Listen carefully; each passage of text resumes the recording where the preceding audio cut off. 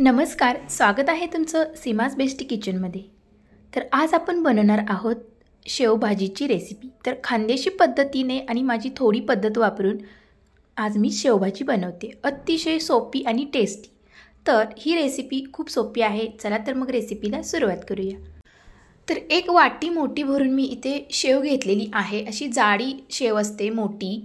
तर शेव ही दोन प्रकारची असती कलरमध्ये। तर एक पांढऱ्या कलरची पण असते आणि एक नारंगी कलरची पण असते। म्हणजे यामध्ये कलर घातलेला आहे त्याच्यामुळे याचा कलर ऑरेंज झालेला आहे।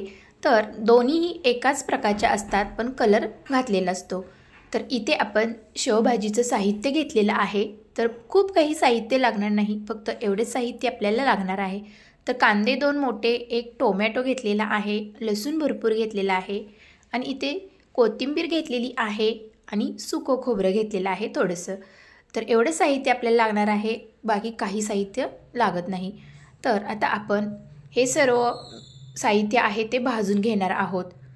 तर पहिल्यांदा मी इथे लसूण घातलेला आहे। लसूण थोडासा परतला की यामध्ये आपण कांदा घालणार आहोत। तर हे सर्व जिन्नस भाजून आपण पेस्ट बनवणार आहोत। तर अशा पद्धतीने इथे मी कांदाही घातलेला आहे। तर कांदा थोडासा लालसर झाला की नंतर यामध्ये टोमॅटो घालणार आहोत। तर कांदा थोडासा परतून घेऊया। तर कांदा थोडासा परतलेला आहे, तर यामध्ये घालूया आता आपण टोमॅटो। तर टोमॅटो आणि कांदा आणि लसूण चांगले परतून घेऊया। तर कांदा, टोमॅटो आणि लसूण परतल्यानंतर यामध्ये मी घालणार आहे सुकं खोबरं। म्हणजे सुकं खोबरंही यामध्ये आपण परतून घेणार आहोत। तर इथे भाजलेला आहे सर्व। तर आता घालूया सुकं खोबरं।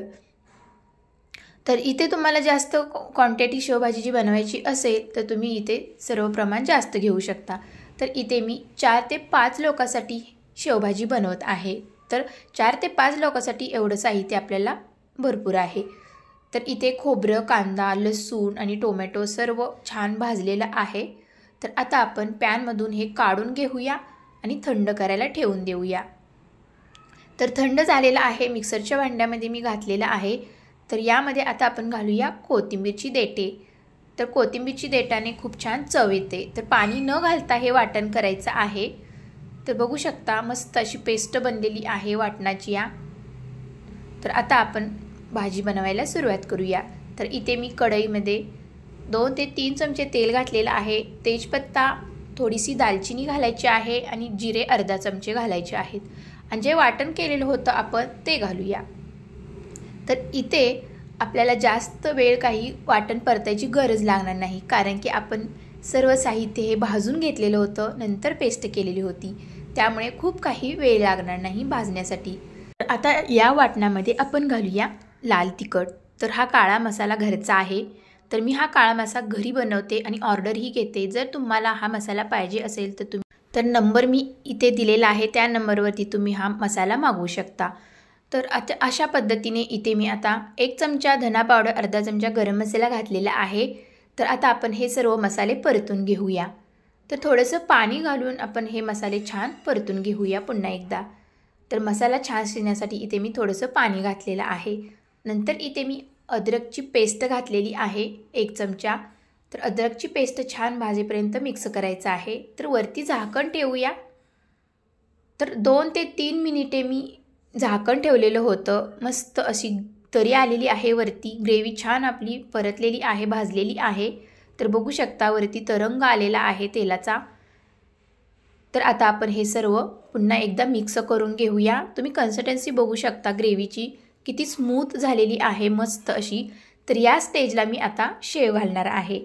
तर शेव पूर्णपणे आपल्याला घालायची नाही, तर थोडीशीच घालायची आहे, जेणेकरून आपल्या ह्या रस्स्यामध्ये चव उतरेल या शेवेची।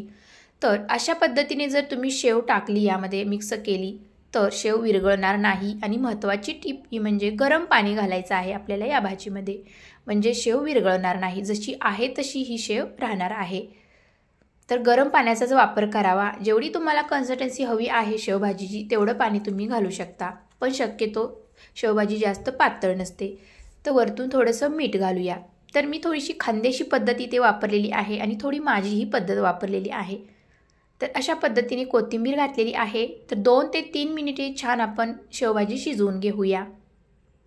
तर शेवभाजी मस्त शिजलेली आहे. मी थोडीशी पातळच ठेवलेली आहे, जास्त घट्ट नाही आणि जास्त पातळ नाही, कारण की थंड झाल्यानंतर ही भाजी घट्ट होते, कारण की यामध्ये आपण थोडीशी शेवही घातलेली आहे. तर बघू शकता वरती तरंग किती मस्त तरी आलेली आहे. तर तयार आहे आपली मस्त शेवभाजी. तर आता आपण एका डिशमध्ये ही सर्व करूया. तर थिकनेस तुम्ही शेवभाजीचा बघू शकता. तर ही शेवभाजी तुम्ही भातासोबतही खाऊ शकता, चपातीसोबत किंवा पावासोबतही खाऊ शकता. आता आपण जी काढून ठेवलेली होती शेव, ती आता शेव वरतून घालूया. तर अशा पद्धतीने शेव वरतून घालायची आहे, जेवढी तुम्हाला लागेल तेवढी. तर पातळ रस्सा जेव्हा बनवतो तेवढी आपण थोडीशी शेव घालायची आहे, म्हणजे टेस्ट फार छान रश्श्यामध्ये उतरते. आणि वरतून नंतर आपण जेवतेवेळी शेव घालायची आहे रश्श्यामध्ये. तर वरतून कोथिंबीरनं गार्निशिंग केलेलं आहे. आता कांद्याचे स्लाइस ठेवूया आणि एक छोटीशी लिंबूची फोड ठेवूया. तर मस्त झणझणीत खानदेशी पद्धतीने आणि थोडीशी माझी पद्धत वापरून मी आज मस्त अशी शेवभाजी बनवलेली आहे. घरामध्ये आपल्या जेव्हा भाजीपाला नसतो तर अशा पद्धतीने तुम्ही मस्त अशी झटपट शेवभाजी बनवली तरी चालते.